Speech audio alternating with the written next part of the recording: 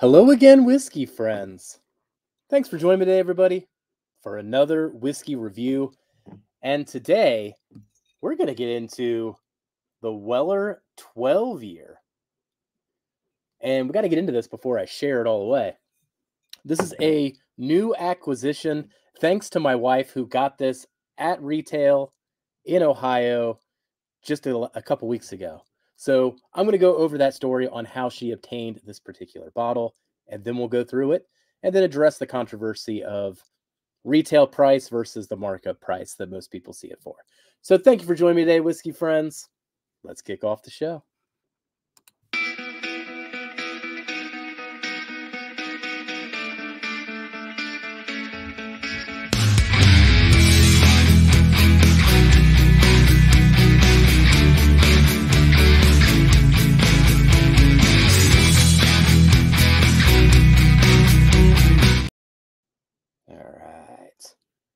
So pour a little bit of a sample there, go through the tasting here today. And hey, I will note too, they still have these as screw tops. So they have upgraded everything, well, I guess, but the 12 and the special reserve. But OWA was upgraded to the cork. Foolproof always had the cork. Surprised I haven't done it to the 12 yet of all of them. I don't know what they're waiting for there. But, hey, we got the Weller 12 here. Already halfway gone, so I figured I might as well get this review on the books before it's all gone. But my wife did manage to get this for MSRP in Ohio. MSRP, by the way, and I'll pull up the stats here as we go.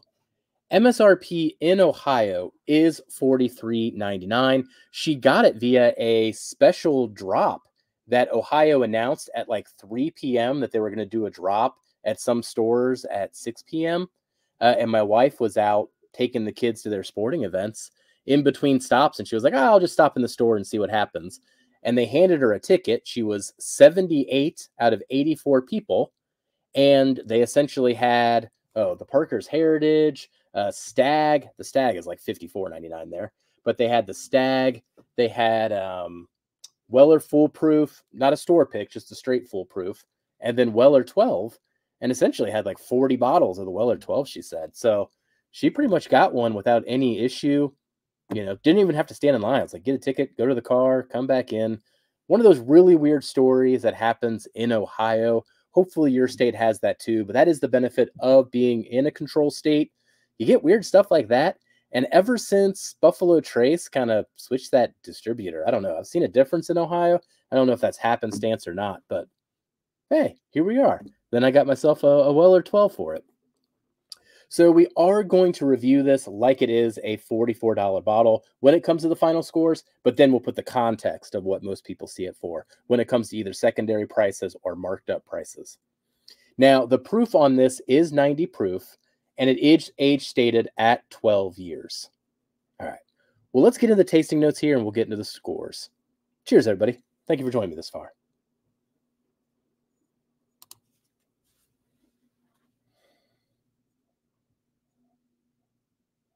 Really a gorgeous and inviting nose. It doesn't have any depth to it really, but what is there is really good. Essentially, the biggest flavor is going to be a dark cherry, just like any other Buffalo Trace product. And then that extra age makes it the dark cherry. But simultaneously, there is this very inviting, sweet and simultaneously musty oak. Going in a little deeper, let's see.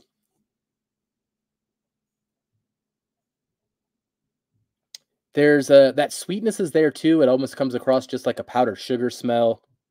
And I guess the barrel probably leaves it. There's a little bit of a black pepper. But that essentially takes it for the nose. I can see why people find this really inviting, especially at that 12 years. It's just got that soothing, sweet oak to it. All right, let's get into the taste.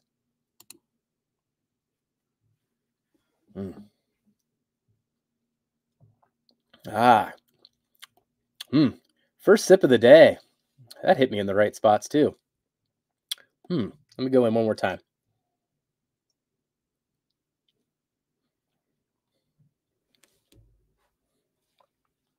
So surprisingly for the 90 proof, it is really, really oily and coating. Even if you could see the glass, look how oily that is. So even though it is watered down, it doesn't have that when it comes to the mouthfeel. I feel like that does come into play again on the finish. Up front, though, initially, there really isn't too much flavor to it. Just kind of a generic sweetness. It's inviting. It's almost faint cherry, vanilla, maybe flat cola kind of sensations, but the flavors themselves are really muted.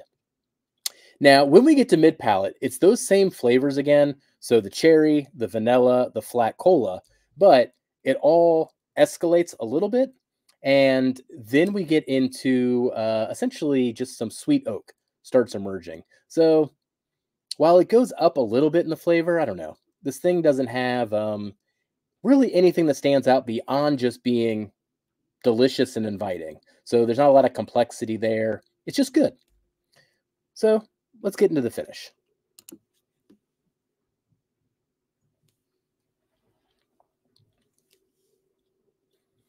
I feel like the finish is where this pour does start to shine a little bit.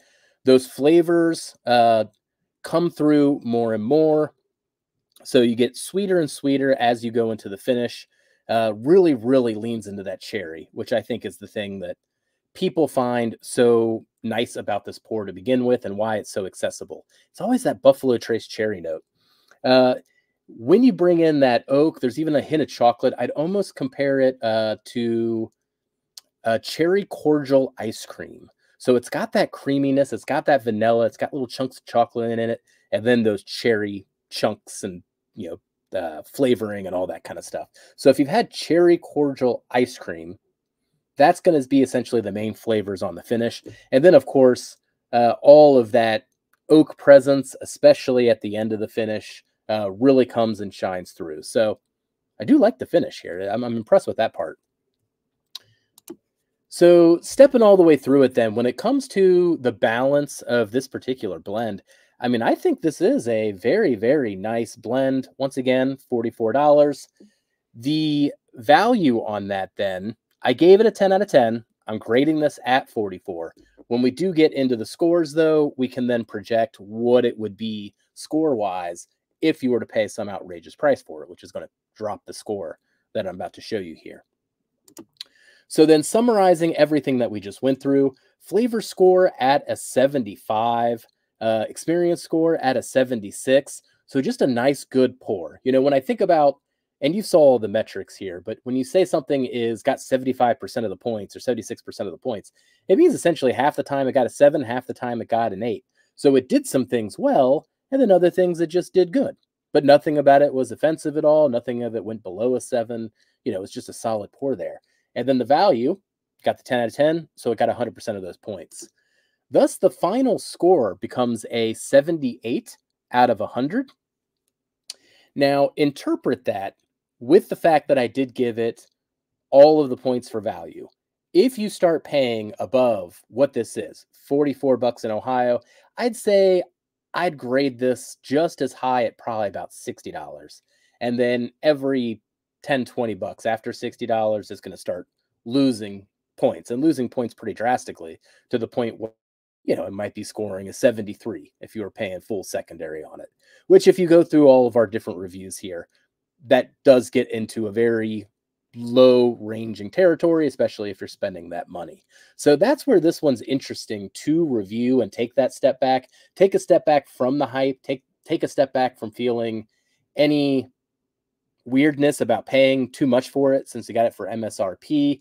Just get to enjoy it for what it is. And I think this is what it is, a solid 78. Now, when it comes to all-time ranks, I didn't pull out of my 2023 releases because technically, I guess this blend is from 2023, or maybe it was in a warehouse. I don't know. I didn't check the laser code. So just kind of establishing this one as a generic release, this would rank as 71 out of 113 reviews that I've done since the beginning of 2023. So still, though, as inviting and as good as it is, not something I would gravitate towards, on the lower half of things that are on my shelf and the things that I enjoy. So that is how I would break down the Weller. I think that is a pretty fair review of it, but it also gives you the context of when maybe not to overpay on something and just treat it for what it is. It's meant to be a relatively cheaper pour from Buffalo Trace. It's just everybody else that marks it up because of the relationship to Pappy and the 12-year age statement, and frankly, just how inviting it is. The thing that I think we tend to forget, especially being hobbyists in this, in this hobby, not everybody wants barrel proof and complexity and over-the-top flavors and all the finishing. They just want a 90 proof, well-aged pour. And that's what you get for the Weller 12. And you're not going to pay all the way up probably for the Lot B. So maybe this is that in-between point. But for what is on the shelf, especially if you get up to secondary prices, I mean, what is that? 180 to 230 maybe? I mean, that just blows it away. I'd rather just go buy a 4-gate, of course. That's what I'm going to go tell you to do, is go buy a 4-gate. Go buy an old Carter. Go buy the Legion behind me. Something like that is what I would recommend for that money. But maybe your profile's not there and you just want some Weller 12. I understand that as well. You do you with your money, but it was fun grading this thing without any trepidation whatsoever on what it was paid. $44. Thank you, Ohio, land of the Weller. So let me know what you think of this pour in the comments. Have you had it? How much did you pay for it? All those things. Spread that knowledge around and let people know what you think too. Add your voice to the community. So that concludes the review for the Weller 12. Until the next whiskey review, I'll catch you on the next one. Goodbye, everybody. Jeff, just be friends with me. But you have these whiskey friends, and you say hello again. Oh, Jeffrey, you should just be friends with me. But you have these whiskey friends, and you say hello again. Oh, Jeffrey, you should just be friends with me. But you have these whiskey friends, and you